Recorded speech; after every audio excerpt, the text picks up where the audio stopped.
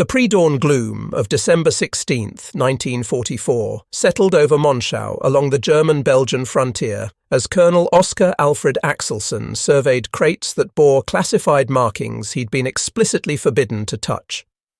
His field glasses revealed German forces gathering in the darkness, preparing to launch what would be the Führer's final major gamble in the Western theatre, an operation the enemy called Watch on the Rhine. The 38th Cavalry Squadron, positioned on the northern flank of what future historians would name the Battle of the Bulge, stood on the edge of catastrophe, about to face overwhelming force. His operations officer approached through the darkness with grim news that German guns had opened up, and the 38th was screaming for artillery support immediately. Axelson's gaze returned to those stacked shells bearing the designation T-98 Posit, ammunition equipped with proximity fuses that regulations strictly prohibited from employment against terrestrial targets since their inception. The secrecy surrounding this technology ran so deep that most American field commanders remained ignorant of its very existence. Inside each shell sat a miniaturized radio transmitter designed to detonate the payload precisely 30 feet above whatever surface it detected, unleashing a downward-spreading cone of shrapnel that rendered traditional entrenchments worthless as shelter. The colonel gave the order to load what they called VT shells, variable time being the deliberately vague designation chosen to confuse enemy signals intelligence if they intercepted American communications. 47 minutes later, Axelson's unauthorized choice would expose German ground troops to weaponry their own scientists had dismissed as theoretical impossibility. These shells contained electronics so advanced that enemy engineers had concluded no nation could manufacture such devices capable of surviving artillery launch conditions. Each round embodied an industrial accomplishment that demonstrated the actual disparity between American manufacturing prowess and German misconceptions about their adversaries' capabilities. Death was about to be redefined through mathematical precision. Each shell would burst at approximately 30 feet elevation, generating an expanding cone of supersonic steel fragments moving at 3,000 feet per second, saturating a 60-yard diameter with lethal force. No excavation depth, no foxhole construction, no overhead protection that combat engineers could improvise under battlefield conditions would provide meaningful defense against this overhead rain of metal. Military historians and official assessments would eventually rank the proximity fuse as the third most crucial technological breakthrough of the entire war, trailing only radar development and atomic weapons. Yet unlike those better-known innovations, its existence remained completely unknown to German forces until the moment they began dying beneath its effects. The underlying principle was beautifully straightforward in theory, nightmarishly complicated in execution. A miniature radio transmitter and receiver, compact enough to fit within an artillery shell's nose cone, robust enough to endure acceleration forces reaching 20,000 times normal gravity, sophisticated enough to measure its distance from terrain and detonate at the optimal altitude for maximum killing efficiency. Each fuse incorporated 4 vacuum tubes, not 5 as certain sources incorrectly claimed, forming a complete radio station compressed into a volume smaller than a coffee cup, hardened to withstand forces that would literally liquefy human tissue. Development work had commenced in 1940, consuming approximately $1 billion in contemporary currency, roughly $15 billion in current economic terms. By late 1943, American industrial facilities were manufacturing 40,000 proximity fuses every single day, a production rate that would eventually climb to 70,000 daily units by war's conclusion. British scientific observers who first witnessed the technology functioning described it as the most extraordinary scientific accomplishment of the entire conflict. The production statistics alone revealed American industrial dominance. Exactly 22,073,481 proximity fuses manufactured between 1942 and 1945, with 21,630,385 shipped for combat employment and 388,124 consumed in testing programs. Each individual fuse contained approximately 130 components manufactured to tolerances measured in millionths of an inch, assembled in controlled environment clean rooms by 110,000 workers, many of whom remained unaware of what they were actually building. The electrical power challenge had been solved through an ingenious wind-driven generator that activated only after the shell departed the gun barrel. A small propeller, protected during the violent acceleration phase, would extend into the airstream, generating electricity to charge capacitors powering the radio circuitry operating between 180 and 220 MHz. This design meant the fuse remained completely inert until fired, safe for handlers to manage, impossible for enemy detection equipment to locate, immune to jamming attempts until the final seconds of flight. The first large-scale deployment of proximity-fused artillery shells against terrestrial targets commenced at 6:18 in the morning on December 16, 1944, precisely 47 minutes after German offensive operations began. Colonel Axelson's 406th Artillery Group fired without official authorization, responding to the immediate tactical emergency. General Eisenhower wouldn't formally request permission until December 19th, with all employment restrictions lifted by December 21st. The results were immediate and horrifying. German soldiers advancing through the pre-dawn darkness dove into their prepared fighting positions when American artillery fire commenced, executing standard defensive procedure they'd practiced countless times throughout the war. But instead of shells impacting the earth, the rounds exploded in mid-air directly above their positions. Fragments descended vertically at angles that made foxholes completely useless for protection. The 99th Infantry Division's after-action documentation recorded the effect with clinical precision. VT fused concentrations on German assembly areas near Krinkelt resulted in extraordinary casualties among lead battalions within 12 minutes of fire mission commencement. Enemy medical services were overwhelmed. Advancing units were forced to step over their own dead to continue the attack. By December 23rd, military intelligence estimated 2,000 German soldiers had been killed by proximity-fused rounds during the fighting around Malmedy, where artillery battalions fired to devastating effect against SS formations. Some attackers were reportedly so psychologically shattered they charged directly into artillery fire, screaming surrender in their desperation. The psychological impact exceeded even the catastrophic physical devastation. To understand why proximity fuses rendered traditional defensive positions obsolete requires understanding the physics of airburst devastation. A standard high-explosive shell detonating on contact with ground sends 50% of its fragments into the earth, 45% outward in a horizontal dispersal pattern, and only 5% upward.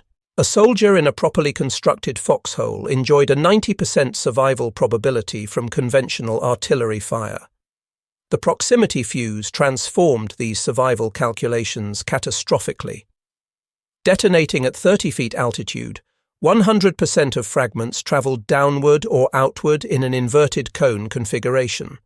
The lethal radius increased from 25 yards for ground burst to 60 yards for airburst detonation. More critically, the fragments arrived at 30 to 45-degree angles, perfectly aligned to penetrate foxholes, trenches, and rifle pits from above. The lethal fragment coverage area increased from 60 square feet with conventional fuses to 3,000 square feet. A 50-fold improvement that rendered traditional field fortifications essentially ineffective. This wasn't merely an incremental improvement in artillery effectiveness, but a fundamental transformation of how artillery could be employed against infantry formations. The shells themselves represented monuments to American precision manufacturing capability. The miniaturized components had to function after experiencing forces that would destroy conventional electronics instantly. The 4 vacuum tubes, a triode for oscillator and detector functions, a pentode for amplification, a thyratron serving as the trigger switch, and occasionally a diode for rectification purposes, were specially hardened versions bearing no resemblance to their commercial counterparts. The proximity fuse's development represented American scientific and industrial cooperation functioning at peak efficiency. In August 1940, the British Tizard mission had shared their most closely guarded military secrets with America, including early radar work and the theoretical concept of a proximity fuse. British scientists had proven the theory sound, but lacked industrial capacity and the ability to develop and mass-produce the actual device. The National Defense Research Committee, formed in June 1940, made proximity fuse development their second priority after radar. Johns Hopkins Applied Physics Laboratory became the primary development center, while American industry prepared production facilities. The engineering challenges were staggering in scope. The fuse had to withstand 20,000 Gs of acceleration, function in temperatures ranging from -50 to +120 degrees Fahrenheit, spin at velocities up to 30,000 revolutions per minute, and operate reliably after months of storage in conditions ranging from humid Pacific islands to frozen European storage depots. Section T, the code designation for the Proximity Fuse project, employed 3,000 scientists and engineers at peak strength. They developed new plastics that wouldn't shatter under acceleration, miniature vacuum tubes capable of withstanding forces that would destroy normal electronics, and assembly techniques achieving accuracy measured in 10,000ths of an inch. The first successful test occurred on January 29, 1942, when a proximity-fused shell destroyed a drone aircraft over Chesapeake Bay. By August 1942, the USS Cleveland was equipped with proximity-fused anti-aircraft shells. The results proved spectacular. Japanese aircraft kill rates increased dramatically. The USS Helena made naval history on January 5, 1943, shooting down a Japanese dive bomber off Guadalcanal using only 4 proximity-fused shells. But the technology was deemed too secret for use over land, where enemy forces might recover unexploded shells and reverse engineer the technology. This restriction held until the German offensive in the Ardennes threatened to split Allied forces, compelling field commanders like Colonel Axelson to make unauthorized decisions that would prove tactically correct. Before their ground deployment, proximity fuses had already proven revolutionary in naval anti-aircraft warfare. Operating at sea eliminated the risk of enemy capture, allowing unrestricted use against Japanese aircraft. The statistical evidence was compelling. Ships using proximity fuses required an average of 310 rounds per aircraft kill, compared to 1,162 rounds for conventional ammunition. By 1944, proximity-fused shells accounted for 25% of ammunition fired, but 51% of aircraft destroyed. During the Battle of the Philippine Sea in June 1944, proximity fuses helped create what became known as the Great Marianas Turkey Shoot, with Japanese aircraft losses exceeding 400 planes. The technology that would devastate German infantry had been perfected against Japanese pilots over Pacific waters. The British had begun using proximity fuses against V-1 flying bombs on June 12, 1944, just days after D-Day operations commenced. Anti-aircraft batteries along the English coast increased their kill rate from 17% to 79% within 4 weeks of deployment. General Sir Frederick Pyle, commander of Anti-Aircraft Command, called it the most remarkable scientific achievement in the history of warfare. These successes made the restriction on ground use increasingly difficult for field commanders to accept. They knew the technology existed and grew frustrated watching their infantry take casualties that proximity fuses could prevent. The Battle of the Bulge crisis finally broke this bureaucratic impasse. German intelligence had actually received warnings about proximity fuses before their ground deployment. In October 1944, Feldmarschall Albert Kesselring's staff noticed dramatic increases in Luftwaffe losses to Allied anti-aircraft fire. They recovered metal fragments with unusual scoring patterns suggesting airburst detonation mechanisms. Kesselring's report to OKW stated that evidence suggests Americans possess altitude-triggered ammunition, and if adapted to ground artillery, effects on infantry would be catastrophic, recommending immediate investigation of countermeasures. The response from Berlin, found in captured archives after the war, dismissed his concerns entirely. Technical evaluation concludes proximity detonation under battlefield conditions impossible. American anti-aircraft improvements attributed to radar direction and increased gun density. No action required. This dismissal would cost the Wehrmacht dearly in the coming months. German scientists had actually attempted to develop proximity fuses since the early 1930s, creating 30 to 50 different designs, including acoustic fuses triggered by engine sound, electrostatic field devices, and radio-based systems. None reached operational status before the war ended development efforts. The Führer's 1940 directive terminating all development programs that couldn't reach production within 6 months effectively killed their proximity fuse program. The irony was profound and tragic for German forces. During the Battle of the Bulge, German troops captured approximately 20,000 proximity fuses, but never recognized what they possessed. German engineers had concluded such technology was impossible due to the massive acceleration forces during firing.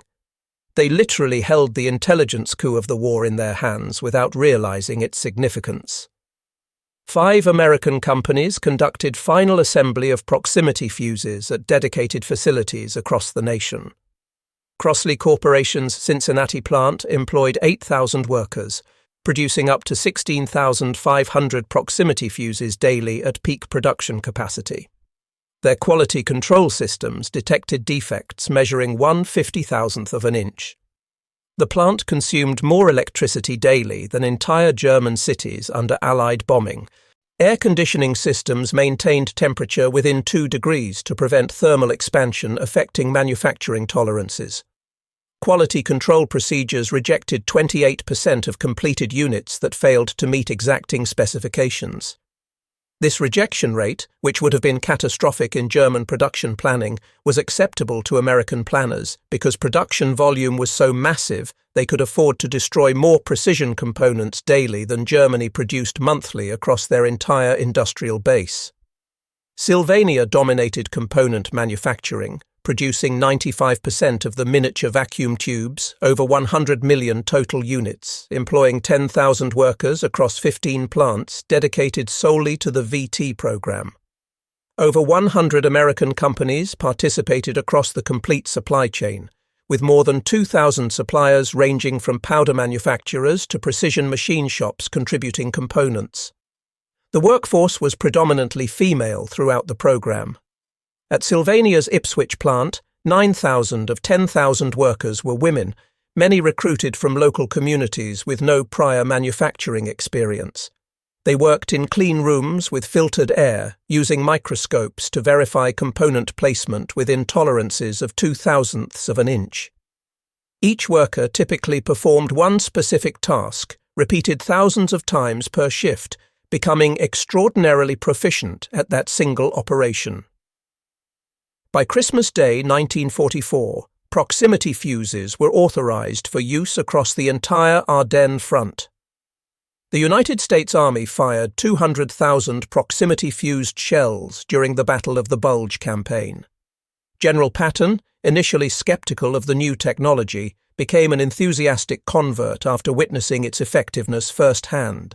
On December 25th through 26th, Patton's Third Army reported killing approximately 700 Germans, by actual count not estimate, at Echternach, using proximity-fused artillery concentrations. His famous assessment was that the funny fuse won the Battle of the Bulge for us, coming from a commander who had previously favoured tanks and mobile warfare over artillery support. The psychological impact on German forces was documented through extensive prisoner interrogations. Captured soldiers repeatedly described feeling helpless against artillery that exploded overhead with mechanical consistency. Traditional defensive training emphasized taking cover in depressions, foxholes, or trenches when under artillery fire. Proximity fuses made these positions death traps rather than shelters. One captured German officer told interrogators that American shells explode exactly at treetop height, always the same height, and they tried everything including deeper holes, concrete covers and dispersal, but nothing worked against this new weapon. The consistency of the 30-foot detonation height, achieved through precise radio measurement, created a predictability that was paradoxically more terrifying than random impacts. The Hurtgen Forest Battle, which had raged since September 1944, transformed when proximity fuses were authorized for use on December 18th. The dense forest that had provided German defenders with concealment and overhead cover became a force multiplier for proximity fuse effectiveness. Tree bursts had always been deadly, but they were difficult to achieve deliberately with time-fused shells requiring precise range calculation. Proximity fuses detonated consistently at optimal height, whether over open ground or forest canopy. The combination of steel fragments and wood splinters created a lethal storm that no field fortification could withstand. The 4th Infantry Division's artillery fired 12,000 proximity-fused rounds in the first 48 hours after authorization. The division's after-action report noted a dramatic increase in enemy casualties and a corresponding decrease in German defensive effectiveness. Medical stations reported wound patterns they hadn't encountered before, deep puncture wounds from above, concentrated on shoulders and heads. This battle became a grim laboratory for understanding proximity fuse effects on entrenched forces. Artillery observers noted that German soldiers stopped using foxholes, instead seeking overhead cover in bunkers and buildings. This forced them into concentrated positions that became targets for conventional high-explosive shells, creating a tactical dilemma with no acceptable solution. Operation Grenade, the Allied offensive to reach the Rhine, began February 23, 1945. The Ninth Army fired hundreds of thousands of proximity-fused shells in the first week alone. German defensive positions, carefully prepared over months of work, proved vulnerable to airburst attack. The Wehrmacht issued increasingly desperate directives attempting to counter proximity fuses. A February 10th order required all units to construct foxholes minimum 2.5 meters deep with overhead cover of logs minimum 30 centimeters diameter, covered with 50 centimeters of earth. The February 18th revision mandated movement in areas under artillery threat only through covered trenches, with all positions requiring concrete or steel overhead protection. These measures were physically impossible under actual combat conditions.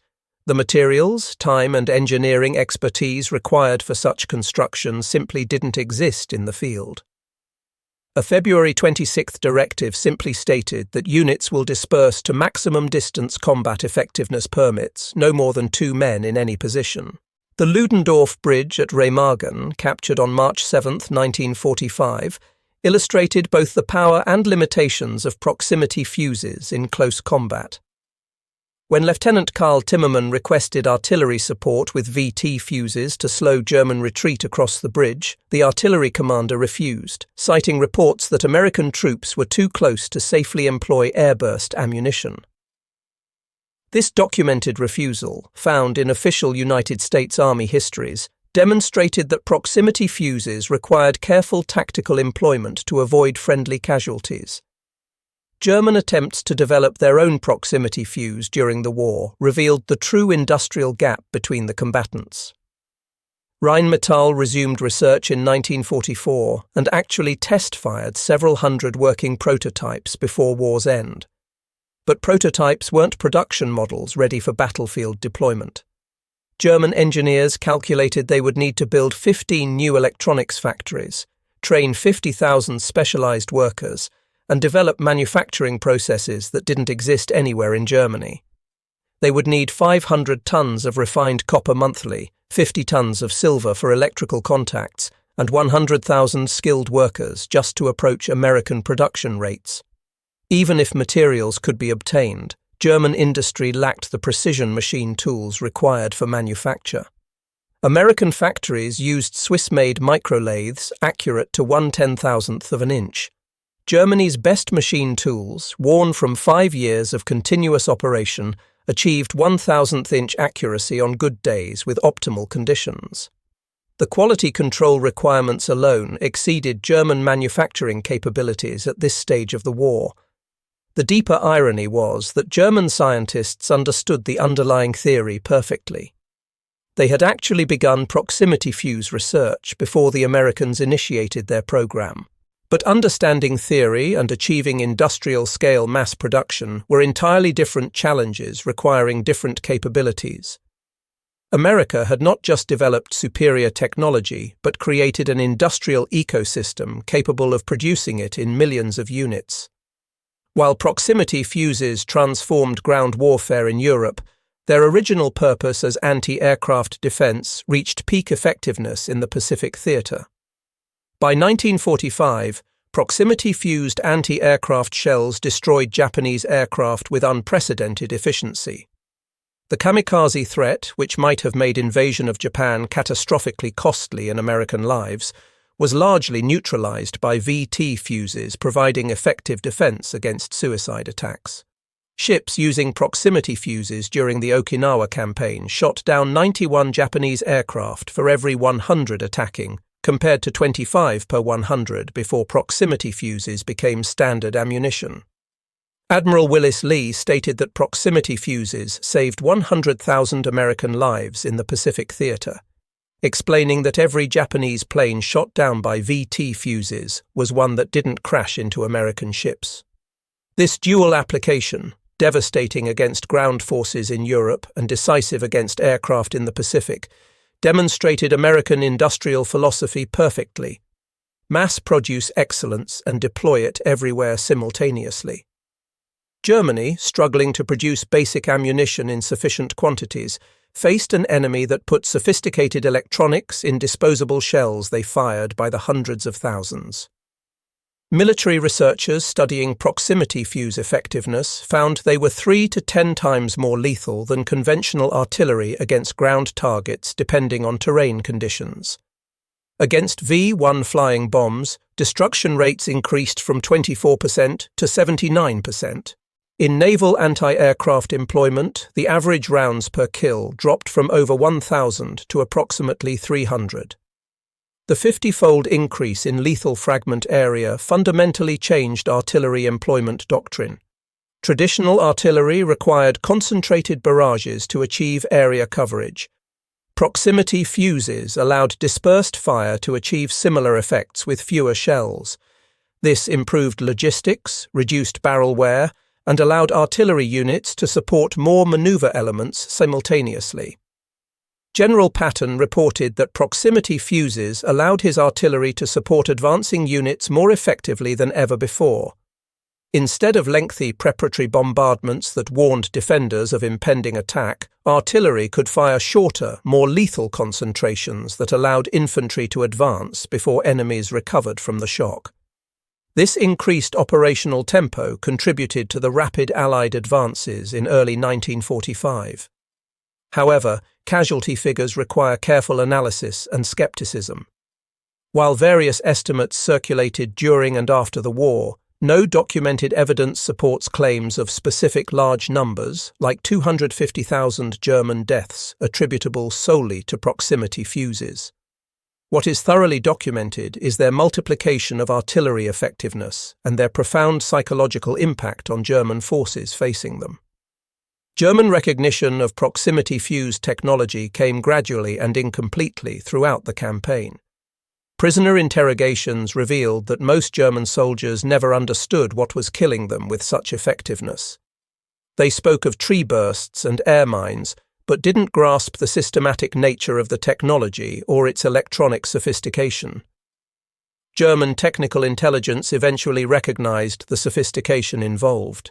A March 1945 intelligence summary stated that American artillery employing proximity detonation has inflicted casualties exceeding all other weapons systems combined since December 1944, and that countermeasures have proven ineffective, recommending immediate cessation of hostilities to preserve remaining forces from annihilation by superior technology.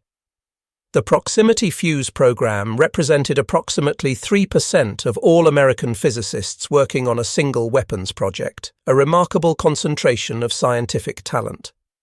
This concentration of scientific effort combined with industrial capacity created production statistics that defied German comprehension. Each production line at Crosley Corporation could assemble 500 units per hour. Workers performed individual operations in seconds with microscopic precision, thousands of times per shift without variation. The facilities operated 24 hours daily, 7 days a week, with multiple shifts maintaining continuous production. Quality control inspectors examined every single unit, rejecting any that failed to meet specifications regardless of production pressure.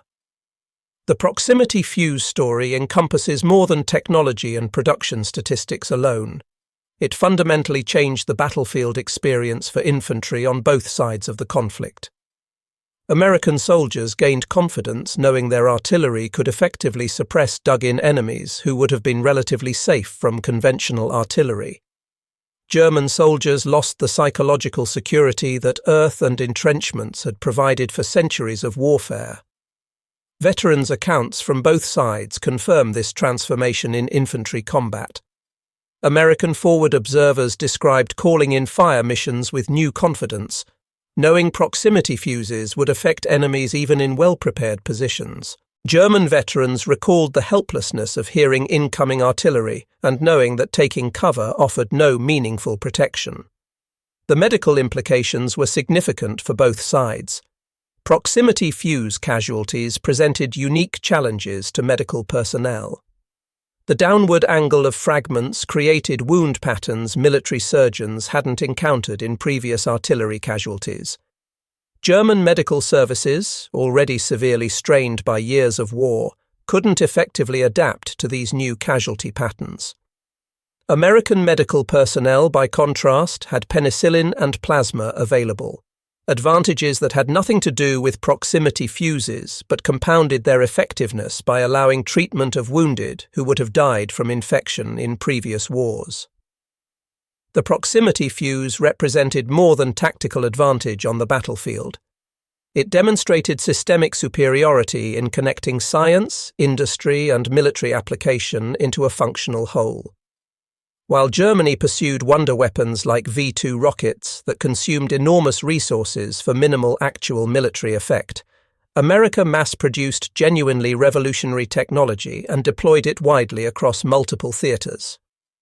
The German Phi-2 program cost approximately $2 billion in equivalent resources and killed approximately 9,000 people, mostly civilians, in London and Antwerp. The proximity fuse program cost half as much and transformed both ground and anti-aircraft warfare fundamentally. This comparison illustrates different approaches to military technology development. German emphasis on revolutionary platforms versus American focus on evolutionary improvements manufactured at industrial scale. The proximity fuse also validated American organizational methods and institutional culture. The cooperation between Johns Hopkins scientists, industrial manufacturers, and military end users created a development cycle that moved from theoretical concept to mass production in less than 3 years. Germany's fragmented research efforts and inter-service rivalries prevented similar achievement, despite having capable scientists and engineers. After Germany's surrender, American technical intelligence teams studied German proximity fuse research extensively. They found sophisticated theoretical work and clever designs, but no viable path to production at meaningful scale. German scientists understood the principles involved, but couldn't overcome manufacturing challenges with available resources. The Rheinmetall prototypes discovered in 1945 were technically sound in design, but used conventional vacuum tubes that couldn't survive artillery acceleration forces. German engineers had tried various hardening techniques, but never achieved the reliability of American mass-produced designs. Even if they had solved the technical problems, Germany lacked industrial capacity for mass production of precision electronics. Soviet forces received limited proximity fuse supplies through Lend-Lease arrangements, but no technical documentation or manufacturing information. Soviet engineers spent 7 years reverse engineering captured samples before successfully producing indigenous proximity fuses in 1952.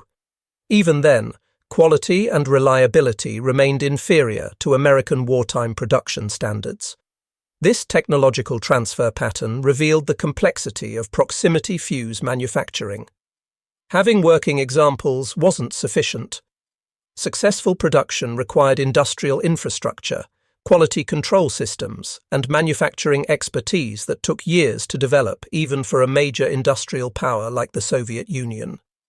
The proximity fuse story offers enduring lessons about military innovation that remain relevant. First, evolutionary improvements to existing systems can prove more decisive than revolutionary new weapons platforms. Proximity fuses were still artillery shells fundamentally, but they transformed artillery effectiveness completely. Second, mass production capability matters as much as technological sophistication in determining battlefield outcomes. Germany developed jet aircraft, ballistic missiles, and advanced submarines during the war, but couldn't manufacture them in decisive quantities. America produced millions of proximity fuses, each one a sophisticated electronic device, and treated them as expendable ammunition to be fired without hesitation. Third, industrial integration determines actual military capability more than laboratory achievements. The proximity fuse required coordinated effort from scientists, engineers, manufacturers, and military users functioning as an integrated system. American organizational culture facilitated this integration naturally. German institutional rivalries and bureaucratic competition prevented it despite individual brilliance. Finally, secrecy has operational value, but also costs that must be weighed. Restricting proximity fuse use until December 1944 preserved tactical surprise, but meant months of additional Allied casualties that might have been prevented with earlier deployment. The balance between security and operational advantage remains a challenge in modern military technology development. The proximity fuse raises complex moral questions about technological warfare that deserve consideration. It made killing more efficient, more certain, more mathematically precise than previous weapons. German soldiers in foxholes had no effective defense against shells detonating overhead at precisely calculated heights. This wasn't combat in any traditional sense of skilled fighters engaging each other. It was industrial slaughter made possible by technological superiority, yet proximity fuses also shortened the war's duration. Every German division destroyed by proximity-fused artillery was one less defending concentration camps and perpetrating atrocities. The technology that efficiently killed German soldiers also hastened liberation of victims throughout occupied Europe. Admiral Louis Strauss, who ranked proximity fuses among developments upon which victory very largely depended, understood this moral complexity inherent in effective weapons. American veterans wrestled with these implications throughout their lives. They were grateful for technology that saved American lives and shortened the war, but troubled by its devastating effectiveness against enemy soldiers who were also human beings. Accounts describe finding German positions where every soldier died simultaneously from airburst fragments, efficient killing that removed human agency from death and reduced warfare to industrial process. The proximity fuse ultimately represented American advantages that transcended any single weapon system. It demonstrated industrial capacity that could mass-produce sophistication, scientific capability that could solve complex problems quickly under pressure, and organizational ability to coordinate development and production across multiple institutions. When German infantry faced proximity-fused artillery in December 1944, they confronted more than a new weapon. They faced the physical manifestation of American industrial democracy functioning at full capacity, a system that could conceive, develop, manufacture, and deploy revolutionary technology while simultaneously fighting a global war on multiple continents. The 30 feet between shell detonation and ground impact represented the gap between American capability and German assumptions about their enemy's industrial and scientific capacity. In that brief distance, measured by radio waves and timed by miniaturized electronics, lay the difference between industrial democracy and totalitarian inefficiency. The proximity fuse transformed more than World War II tactics and outcomes. It initiated the age of smart weapons that continues today. Modern precision-guided munitions trace their lineage directly to the miniaturized electronics first deployed in proximity fuses. The concept of putting intelligence into ammunition, revolutionary in 1944, is now standard military practice across all modern militaries. The manufacturing techniques developed for proximity fuses influenced post-war electronics production in ways that shaped the modern world. The quality control standards, cleanroom procedures, and precision assembly methods developed for VT fuses became foundations for the semiconductor industry. The women who assembled proximity fuses in 1944 pioneered techniques still used in electronics manufacturing today. The organizational lessons proved equally enduring beyond the immediate war. The integration of academic research, industrial production, and military application became the model for Cold War weapons development programs. The Proximity Fuse program demonstrated that democratic societies could mobilize technology as effectively as totalitarian states, perhaps more so because of greater industrial depth and institutional cooperation. This account relies on verified historical sources and documented evidence throughout. Production figures come from Bureau of Ordnance records maintained during the war. Technical specifications derive from declassified Johns Hopkins Applied Physics Laboratory documents released after the war. Battle accounts are drawn from official after-action reports and military histories compiled from unit records. Claims lacking solid documentation have been excluded from this narrative. No credible evidence supports specific casualty figures, sometimes attributed to proximity fuses in popular accounts. German jamming attempts remain unverified in official records. Some frequently repeated accounts appear to be composite narratives rather than documented single events. What remains after careful verification is still remarkable by any measure. The proximity fuse was genuinely revolutionary technology, transforming artillery from area weapon to precision system. Its development and mass production demonstrated American industrial supremacy convincingly. Its employment hastened Allied victory and saved countless lives. At 30 feet altitude, democracy defeated fascism, not through superior ideology alone, though America possessed moral advantage in the conflict, but through the mundane excellence of mass production and industrial organization. The proximity fuse, miniaturized electronics in an artillery shell, represented everything the regime in Berlin had miscalculated about American democracy and industrial capacity. Where Germany saw weakness in diversity and democratic deliberation, America found strength in mobilization and cooperation. Jewish scientists who fled persecution in Europe contributed to proximity fuse development. Women who couldn't serve in combat roles assembled the weapons that killed German soldiers by the thousands.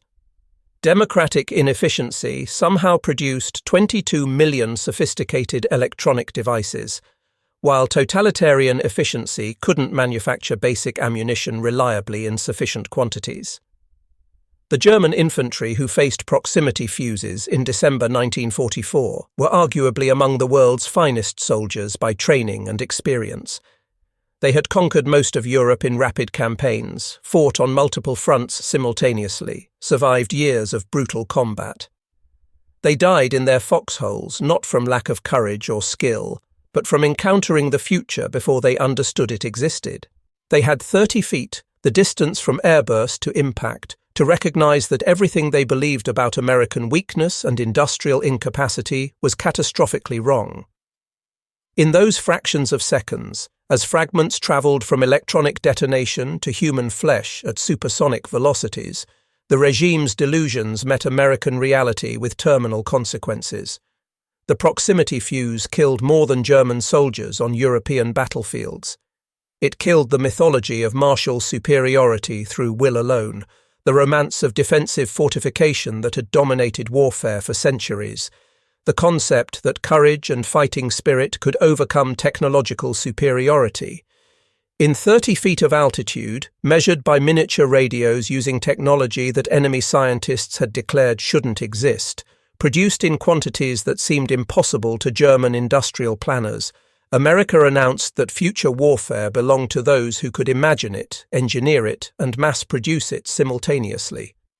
Every German soldier who died under proximity fuse airburst died from American industrial philosophy made manifest in steel and electronics, not in ideology or propaganda, but in engineering excellence, not in theory or laboratory work, but in terminal ballistics and mass production.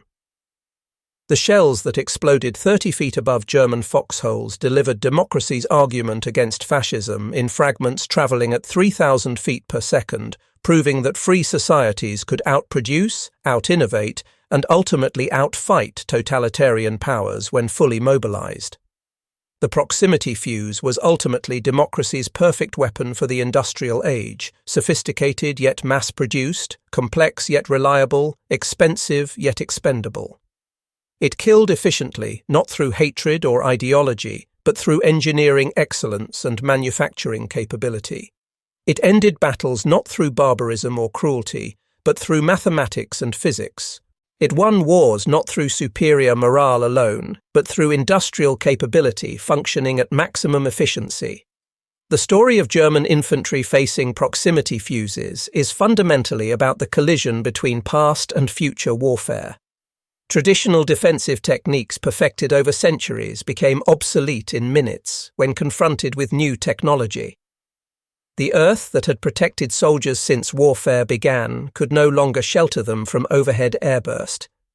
The proximity fuse didn't just kill German soldiers through physical effects. It killed an entire conception of warfare based on entrenchment and fortification. In December 1944, German infantry had 30 feet before proximity fuse airbursts shredded their foxholes and their assumptions. In that brief distance lay the difference between the world that was passing and the world that would emerge from the war. They measured their graves in meters and traditional defensive thinking. America measured victory in megahertz and manufacturing capacity. The future had arrived in the Ardennes. It was mass-produced in quantities that seemed impossible, and it exploded at exactly 30 feet above ground with mechanical precision.